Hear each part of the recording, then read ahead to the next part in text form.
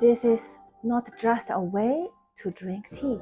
This is a whole experience. A Chinese tea set. Let me show you some of the most important pieces in a typical tea set. First, the teapot. Teapot, cháhú, cháhú. That's where the magic starts. Next, the teacup. Teacup, 茶杯, 茶杯. Small and delicate, just the right size for tasting. This is, of course, the tea tray, 茶盘, 茶盘. It catches any spilled water or tea.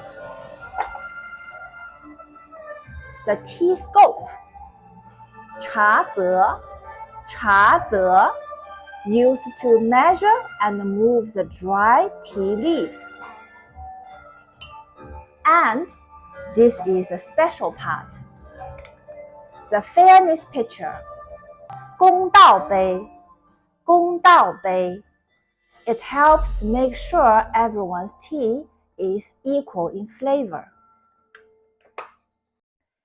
Every piece in this tea set has a purpose, and together they create a moment of calm and connection.